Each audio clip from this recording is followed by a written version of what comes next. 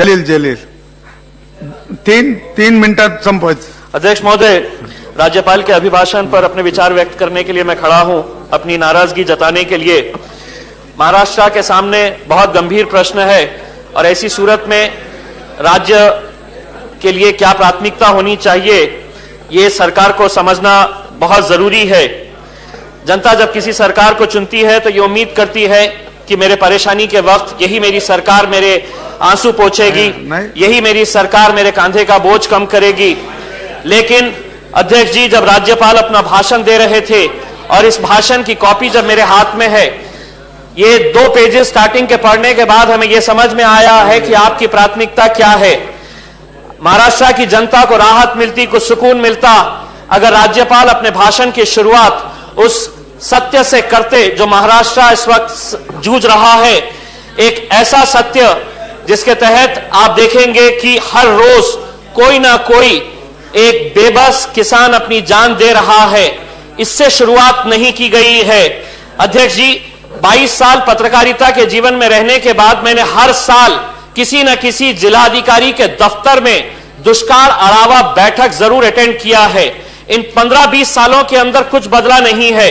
अगर बदले हैं तो महज आंकड़े बदले हैं। कभी 5,000 करोड़ रुपए दिए गए हैं, कभी 6,000 करोड़ रुपए, और अब यह सरकार दावा कर रही है कि हम 18,000 करोड़ दे रहे।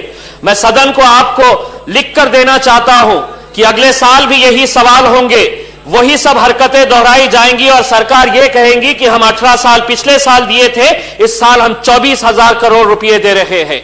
होगा यही। सवाल यह है कि क्या वजह है कि इतने सालों के अंदर इतना करोड़ों रुपया हम किसानों के नाम के ऊपर अगर दे रहे तो ये जा रहा कहां पे, ये पूछने की जरूरत है। कई हजार करोड़ रुपए की स्कीमें अनाउंस की जाती है, लेकिन क्या वजह है कि किसानों के पास ना तो पानी पहुंच रहा है ना पैसा पहुंच रहा है। पानी किसी की जागीर नहीं होती है, ये नेचुरल रिसोर्स है। अध्यक्ष जी, जब सड़क बनाते हैं और उस सड़क के बीच में कोई प्रॉपर्टी आती है तो आप उस प्रॉपर्टी को एक्वायर करते हैं। जब इंडस्ट्री बनाना होता है तो किसानों की जमीन को आप लेते हैं। क्या वजह है कि दुष्काल के पीरियड में आप टैंकर के एक माफिया को पनपने देते हैं? क्यों पनपने देते हैं? क्यों टैंकर्स पूरी एक्वायर नहीं की जाती है? इसलिए नहीं की जाती है कि वो टैंकर माफिया चाहे छोटा गांव हो या बड़ा शहर हो, किसी नेता का भाई, भतीजा या बेटा चला रहा है। यह सत्य है। इस वजह से आप इस टैंकर माफिया को पनपने दे रहे हैं। क्या वजह है कि सरकार इन टैंकर माफिया के ऊपर काबू नहीं पा रही है? अध्यक्ष जी, यह सदन इतना ताकतवर नहीं हुआ है, कोई सदन इतना ताकतवर नहीं है कि कुदरत के कहर से हम लड़ सके। लेकिन हम इसका मुकाबला कैसा करना चाहिए, इसके ऊपर विचार करने की जरूरत है। विपक्ष आता है, चाहे अगर ये विपक्ष में बैठे हो या ये विपक्ष में बैठे हो, वो जोर जोर से मांग करते हैं कि इतने करोड़ रुपए चाहेंगे, वहां पे जाएंगे, बजाएंगे, जोर जोर से मांगे करेंगे, फिर बाहर चले जाएंगे। नतीजा यह हो रहा है कि 15-20 सालों से महाराष्ट्र के अंदर दुष्काल वैसे का वैसे ही है। किसानों की हालत बद थी पहले तो अब बदतर हो गई है। लेकिन आप करोड़ों रुपया इसके ऊपर दे रहे। कहीं ये बताइएगा कि ईमानदारी के साथ ये पैसा आखिर जा कहां रहा है? 18,000 करोड़ रुपया आप देने का दावा कर रहे हैं। बहुत बड़ी रकम होती है अध्यक्ष जी, आपको इस बारे में सोचना चाहिए। ये अभिभाषण के अंदर हम चाहते थे कि राज्यपाल जी भ्रष्टाचार के बारे में कहे, इसलिए कहे कि नागपुर बेंच, जिस शहर से मुख्यमंत्री देवेंद्र फडणवीस साहब आते हैं, 2 फरवरी 2016 को Nagpur bench of Bombay high court ने एक आदेश दिया है। देखिए उन्होंने किस तरह से कहा है कि भ्रष्टाचार जिस तेजी से बढ़ रहा है, लोगों ने टैक्सेस देना बंद कर देना चाहिए। यह बहुत गंभीर बात है कि एक हाई कोर्ट का सिटिंग जज ये कह रहा है कि भ्रष्टाचार बढ़ रहा है, लोगों ने टैक्सेस देना बंद कर देना चाहिए। इसके ऊपर उपाय निकालने की जरूरत है। अध्यक्ष जी, आपको यह पता होगा कि 2G का स्कैम हुआ, फॉर्डर का स्कैम हुआ, अभी एक भ्रष्टाचार के मामले में एक पूर्व उप मुख्यमंत्री को अंदर डाला गया है। हर 2-3 साल 4 साल के बाद ये नेता अंदर जाएंगे, बाहर निकल कर आएंगे। मातंग समाज, जो गरीब समाज है, 385 करोड़ रुपए एक नेता खा जाता है। मैं आपको दावे के साथ कहता हूं, यह नेता अगले 2 साल के अंदर, अगले 3 साल के अंदर दोबारा आएगा और वही इज्जत के साथ इस सदन के अंदर बैठेगा। करोड़ों रुपए का घोटाला हो रहा है। अध्यक्ष जी, जब मैं पत्रकार था 500 करोड़ रुपए का इरिगेशन का एक प्रोजेक्ट लॉन्च किया जाता था। 2 महीने के अंदर उस 500 करोड़ रुपए के इरिगेशन प्रोजेक्ट को 2000 करोड़ रुपए किया गया। मुख्यमंत्री साहब ने खुद कहा है कि 70,000 करोड़ रुपए का घोटाला हुआ है। क्या किए हैं आपने? अगर आप जानते हैं तो 2 इंजीनियर्स को अरेस्ट कर लिए हैं आपने 2 कॉन्ट्रैक्टर्स को अरेस्ट कर लिए हैं। अगर 70,000 करोड़ रुपए का घोटाला हुआ है तो उसमें जो सेक्रेटरी था, जो चीफ सेक्रेटरी था, जो मंत्री था, वो भी उसके लिए जिम्मेदार है। अध्यक्ष जी, मैं पहली मर्तबा बोल रहा हूं, मुझे 2 मिनट और बोलने का मौका दिए, हमने अभी तक कुछ बोले नहीं है। अध्यक्ष जी, मैं उसका भी जवाब आपको दूंगा, जरूर आपकी हर सवाल का मैं जवाब दूंगा। अध्यक्ष जी, इसके अंदर यह लिखा है कि my government has initiated to protect the people and to control crime. आप कंट्रोल क्राइम के बारे में कर रहे हैं। अभी एक सम्मानीय सदस्य लोढ़ा साहब ने कहा है बड़े गर्व से कि कन्विक्शन रेट बहुत बढ़ गया है। आप पहले गिरफ्तार तो करिए साहब, जो आरोपी है। क्या वजह है कि गोविंद पानसरे के हत्यारों को आप पकड़ नहीं पाए? क्या वजह है कि आप नरेंद्र दाभोलकर के हत्यारों को पकड़ नहीं पाए हैं? आप अगर उन्हें पकड़ेंगे तो ही कन्विक्शन रेट बढ़ेगा। छोटे मोटे आरोपियों को तो आप वैसे भी उठाकर लेके आते हैं, उन्हें कन्विक्ट कर देते हैं। लेकिन अध्यक्ष जी, अगर क्राइम की बात हो रही है तो लातूर शहर के अंदर एक वर्दी के अंदर एक पुलिस वाले को मारा जाता है। 3 दिन तक खामोश रहती है सरकार, पुलिस डिपार्टमेंट खामोश रहता है। उसकी जात क्या है, उसका धर्म क्या है, कोई मायने नहीं रखता है। पुलिस की वर्दी के अंदर था। कांग्रेस का एमएलए उस शहर से ताल्लुक रखता है, भाजपा का एमपी उस शहर से ताल्लुक रखता है। क्या यह इतनी बड़ी घटना नहीं थी कि एक नेता, वहां का स्थानिक नेता, जाकर उस पुलिस वाले से कहे कि जो हुआ है गलत हुआ है? इसके बाद लगातार पुलिस वालों के ऊपर हमले होते रह रहे हैं, लेकिन कोई कुछ नहीं कह रहा। अभी बाहर अध्यक्ष जी, बड़ी संगीन बात है, शामराव धोंडे नाम का एक पुलिस डिपार्टमेंट में काम करने वाला ऑफिस सुपरिटेंडेंट, 36 साल पुलिस की नौकरी किया है नासिक में। उसके नौजवान लड़के को, 26 साल के एक नौजवान लड़के को उसके दोस्त के साथ उसका कत्ल कर दिया गया। वो पुलिस के पास बार बार जा रहा है, गुहार लगा रहा है मदद के लिए, लेकिन कोई उसके पास नहीं जा रहा। वो मुख्यमंत्री से यहां पर मिलने के लिए आया था। अध्यक्ष जी, इसमें लिखा गया है कि एक बड़ा सुहाना सपना दिखाया गया है, 2022 तक हम सबको घर देना चाहेंगे। बहुत अच्छा लगता है जब आप इस तरह की घोषणाएं करते हैं, लेकिन कुछ हकीकत, आप चूंकि उसी शहर से ताल्लुक रखते हैं जिस शहर से मैं आता हूं, तो सुनिए अध्यक्ष जी, जिस औरंगाबाद महानगर पालिका के अंदर आपने रामाई दलितों के लिए जो योजना है, 27 करोड़ रुपए आपने उसके लिए दिए, लेकिन वो पैसा आपने वापस क्यों मंगाया है जानते हैं? कि महानगर पालिका को वो 27 करोड़ हासिल करने के लिए 30 लाख रुपए देना था।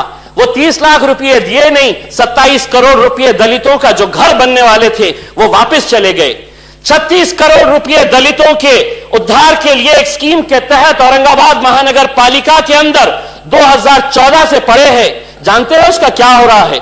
दलितों के लिए घर नहीं बनाए जा रहे हैं। उसमें वो पैसा महानगर पालिका ने फिक्स डिपॉजिट में रखा है, और फिक्स डिपॉजिट का जो इनकम का इंटरेस्ट का पैसा आ रहा है वो इस्तेमाल किया जा रहा है। आप घोषणा तो कर दिए 2022 तक ये करेंगे करके।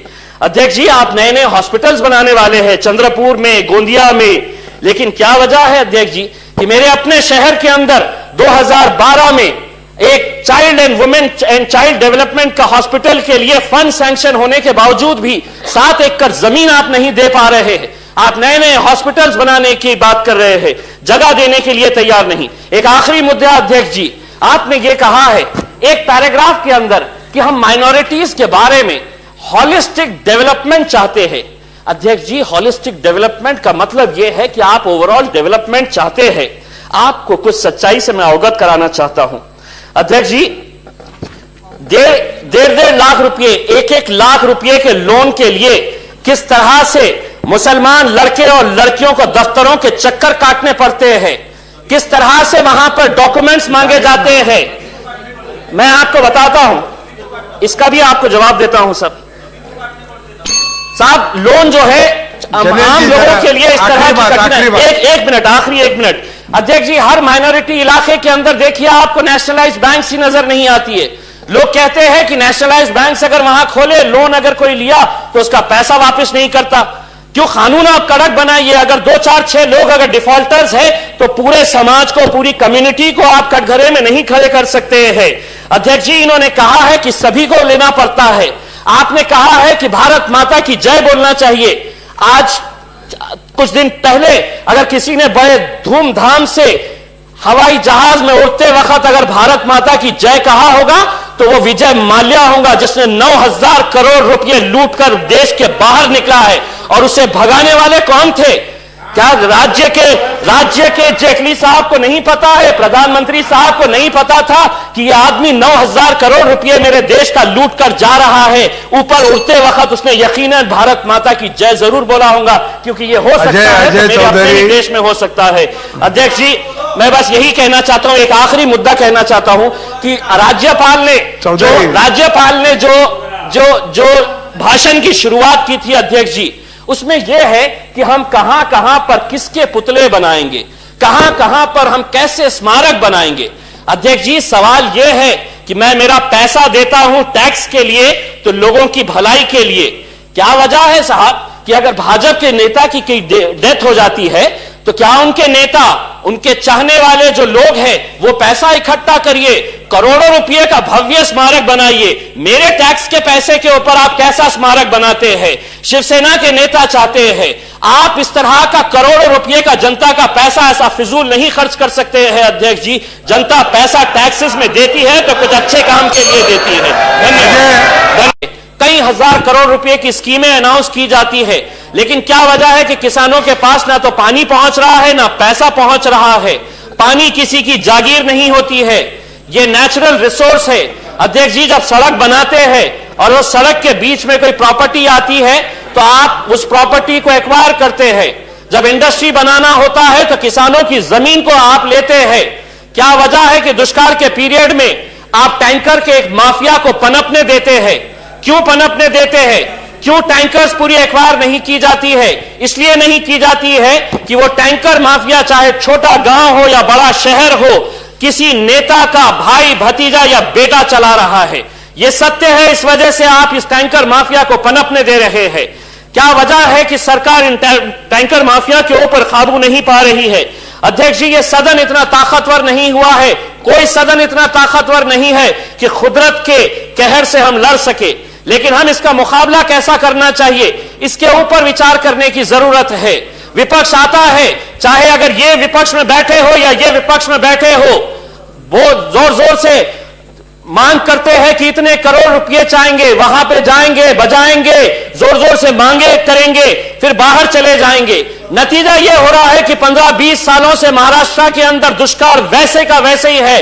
किसानों की हालत बद थी पहले तो अब बदतर हो गई है, लेकिन आप करोड़ों रुपया इसके ऊपर दे रहे। कहीं ये बताइएगा कि ईमानदारी के साथ ये पैसा आखिर जा कहां रहा है? 18,000 करोड़ रुपया आप देने का दावा कर रहे हैं, बहुत बड़ी रकम होती है। अध्यक्ष जी, आपको इस बारे में सोचना चाहिए। ये अभिभाषण के अंदर हम चाहते थे कि राज्यपाल जी भ्रष्टाचार के बारे में कहे, इसलिए कहे कि नागपुर बेंच, जिस शहर से मुख्यमंत्री देवेंद्र फडणवीस साहब आते, अपने रामाई दलितों के लिए जो योजना है 27 करोड़ रुपए आपने उसके लिए दिए, लेकिन वो पैसा आपने वापस क्यों मंगाया है जानते हैं? कि महानगर पालिका को वो 27 करोड़ हासिल करने के लिए 30 लाख रुपए देना था। वो 30 लाख रुपए दिए नहीं, 27 करोड़ रुपए दलितों का जो घर बनने वाले थे वो वापस चले गए। 36 करोड़ रुपए दलितों के उद्धार के लिए एक स्कीम के तहत औरंगाबाद महानगर पालिका के अंदर 2014 से पड़े हैं। जानते हैं उसका क्या हो रहा है? दलितों के लिए घर नहीं बनाए जा रहे हैं, उसमें वो पैसा महानगर पालिका ने फिक्स डिपॉजिट में रखा है और फिक्स डिपॉजिट का जो इनकम का इंटरेस्ट का पैसा आ रहा है वो इस्तेमाल किया जा रहा है। आप घोषणा तो कर दिए 2022 तक ये करेंगे करके। अध्यक्ष जी, आप नए नए हॉस्पिटल्स बनाने वाले हैं चंद्रपुर में, गोंदिया में, लेकिन क्या वजह है अध्यक्ष जी कि मेरे अपने शहर के अंदर 2012 में एक child and women and child development का हॉस्पिटल के लिए फंड सैंक्शन होने के बावजूद भी 7 एकड़ जमीन आप नहीं दे पा रहे हैं। आप नए नए हॉस्पिटल्स बनाने की बात कर रहे हैं, जगह देने के लिए तैयार नहीं। एक आखिरी मुद्दा अध्यक्ष जी, आपने ये कहा है एक पैराग्राफ के अंदर कि हम माइनॉरिटीज के बारे में हॉलिस्टिक डेवलपमेंट चाहते हैं। अध्यक्ष जी, हॉलिस्टिक डेवलपमेंट का मतलब यह है कि आप ओवरऑल डेवलपमेंट चाहते हैं। आपको कुछ सच्चाई से मैं अवगत कराना चाहता हूं। अध्यक्ष जी, 1.5 लाख रुपए, 1 लाख रुपए के लोन के लिए किस तरह से मुसलमान लड़के और लड़कियों को दफ्तरों के चक्कर काटने पड़ते हैं, किस तरह से वहां पर डॉक्यूमेंट्स मांगे जाते हैं, मैं आपको बताता हूं। इसका भी आपको जवाब देता हूं साहब। लोन जो है आम लोगों के लिए इस तरह की कठिनाई। एक मिनट, आखिरी 1 मिनट। अध्यक्ष जी, हर माइनॉरिटी इलाके के अंदर देखिए आपको नेशनलाइज्ड बैंक ही नजर नहीं आती है। To protect the people and to control crime. आप कंट्रोल क्राइम के बारे में कर रहे हैं। अभी एक सम्मानीय सदस्य लोढ़ा साहब ने कहा है बड़े गर्व से कि कन्विक्शन रेट बहुत बढ़ गया है। आप पहले गिरफ्तार तो करिए साहब जो आरोपी है। क्या वजह है कि गोविंद पानसरे के हत्यारों को आप पकड़ नहीं पाए? क्या वजह है कि आप नरेंद्र दाभोलकर के हत्यारों को पकड़ नहीं पाए हैं? आप अगर उन्हें पकड़ेंगे तो ही कन्विक्शन रेट बढ़ेगा। छोटे मोटे आरोपियों को तो आप वैसे भी उठाकर लेके आते हैं, उन्हें कन्विक्ट कर देते हैं। लेकिन अध्यक्ष जी, अगर क्राइम की बात हो रही है तो लातूर शहर के अंदर एक वर्दी के अंदर एक पुलिस वाले को मारा जाता है। 3 दिन तक खामोश रहती है सरकार, पुलिस डिपार्टमेंट खामोश रहता है। उसकी जात क्या है, उसका धर्म क्या है, कोई मायने नहीं रखता है। पुलिस की वर्दी के अंदर था। कांग्रेस का एमएलए उस शहर से ताल्लुक रखता है, भाजपा का एमपी उस शहर से ताल्लुक रखता है। क्या यह इतनी बड़ी घटना नहीं थी कि एक नेता, वहां का स्थानिक नेता जाकर उस पुलिस वाले से कहे कि जो हुआ है गलत हुआ है? इसके बाद लगातार पुलिस वालों के ऊपर हमले होते रहे हैं, लेकिन कोई कुछ नहीं कह रहा। अभी बाहर अध्यक्ष जी, बड़ी संगीन बात है, श्यामराव धोंडे नाम का एक पुलिस डिपार्टमेंट में काम करने वाला ऑफिस सुपरिटेंडेंट, 36 साल पुलिस की नौकरी किया है नासिक में। उसके नौजवान लड़के को, 26 साल के एक नौजवान लड़के को उसके दोस्त के साथ उसका कत्ल कर दिया गया। वो पुलिस के पास बार बार जा रहा है, गुहार लगा रहा है मदद के लिए, लेकिन कोई उसके पास नहीं जा रहा। वो मुख्यमंत्री से यहां पर मिलने के लिए आया था। अध्यक्ष जी, इसमें लिखा गया है कि एक बड़ा सुहाना सपना दिखाया गया है, 2022 तक हम सबको घर देना चाहेंगे। बहुत अच्छा लगता है जब आप इस तरह की घोषणाएं करते हैं, लेकिन कुछ हकीकत, आप चूंकि उसी शहर से ताल्लुक रखते हैं जिस शहर से मैं आता हूं, तो सुनिए अध्यक्ष जी, जिस औरंगाबाद महानगर पालिका के अंदर जलील 3 मिनटात संपत। अध्यक्ष महोदय, राज्यपाल के अभिभाषण पर अपने विचार व्यक्त करने के लिए मैं खड़ा हूं, अपनी नाराजगी जताने के लिए। महाराष्ट्र के सामने बहुत गंभीर प्रश्न है और ऐसी सूरत में राज्य के लिए क्या प्राथमिकता होनी चाहिए, ये सरकार को समझना बहुत जरूरी है। जनता जब किसी सरकार को चुनती है तो ये उम्मीद करती है कि मेरे परेशानी के वक्त यही मेरी सरकार मेरे आंसू पोंछेगी, यही मेरी सरकार मेरे कांधे का बोझ कम करेगी। लेकिन अध्यक्ष जी, जब राज्यपाल अपना भाषण दे रहे थे और इस भाषण की कॉपी जब मेरे हाथ में है, ये 2 पेजेस स्टार्टिंग के पढ़ने के बाद हमें यह समझ में आया है कि आपकी प्राथमिकता क्या है। महाराष्ट्र की जनता को राहत मिलती, कुछ सुकून मिलता अगर राज्यपाल अपने भाषण की शुरुआत उस सत्य से करते जो महाराष्ट्र इस वक्त जूझ रहा है। एक ऐसा सत्य जिसके तहत आप देखेंगे कि हर रोज कोई ना कोई एक बेबस किसान अपनी जान दे रहा है। इससे शुरुआत नहीं की गई है। अध्यक्ष जी, 22 साल पत्रकारिता के जीवन में रहने के बाद मैंने हर साल किसी न किसी जिलाधिकारी के दफ्तर में दुष्काल अलावा बैठक जरूर अटेंड किया है। इन 15-20 सालों के अंदर कुछ बदला नहीं है। अगर बदले हैं तो महज आंकड़े बदले हैं। कभी 5,000 करोड़ रुपए दिए गए हैं, कभी 6,000 करोड़ रुपए, और अब यह सरकार दावा कर रही है कि हम 18,000 करोड़ दे रहे। मैं सदन को आपको लिखकर देना चाहता हूं कि अगले साल भी यही सवाल होंगे, वही सब हरकतें दोहराई जाएंगी और सरकार यह कहेंगी कि हम 18 साल पिछले साल दिए थे, इस साल हम 24,000 करोड़ रुपए दे रहे हैं। होगा यही। सवाल यह है कि क्या वजह है कि इतने सालों के अंदर इतना करोड़ों रुपया हम किसानों के नाम के ऊपर अगर दे रहे हैं तो यह जा रहा कहां पे, यह पूछने की जरूरत है। 2 फरवरी 2016 को Nagpur bench of Bombay high court ने एक आदेश दिया है।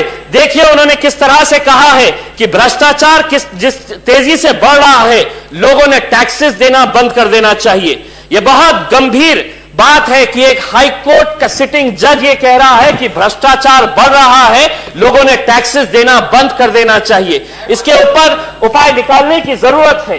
अध्यक्ष जी, आपको यह पता होगा कि 2G का स्कैम हुआ, फॉर्डर का स्कैम हुआ, अभी एक भ्रष्टाचार के मामले में एक पूर्व उप मुख्यमंत्री को अंदर डाला गया है।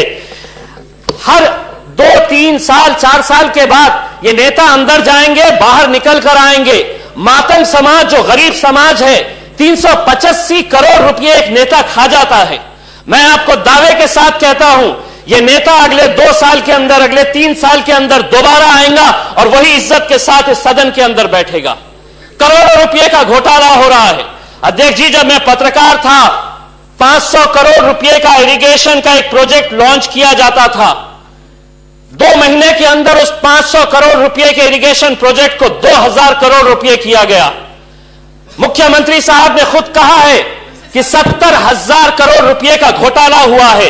क्या किए हैं आपने? अगर आप जानते हैं तो 2 इंजीनियर्स को अरेस्ट कर लिए हैं आपने 2 कॉन्ट्रैक्टर्स को अरेस्ट कर लिए हैं। अगर 70,000 करोड़ रुपए का घोटाला हुआ है तो उसमें जो सेक्रेटरी था, जो चीफ सेक्रेटरी था, जो मंत्री था, वो भी उसके लिए जिम्मेदार है। अध्यक्ष जी, मैं पहली मर्तबा बोल रहा हूं, मुझे 2 मिनट और बोलने का मौका दिए, हमने अभी तक कुछ बोले नहीं है। अध्यक्ष जी, मैं उसका भी जवाब आपको दूंगा, जरूर आपकी हर सवाल का मैं जवाब दूंगा। अध्यक्ष जी, इसके अंदर यह लिखा है कि माय गवर्नमेंट हैज इनिशिएटेड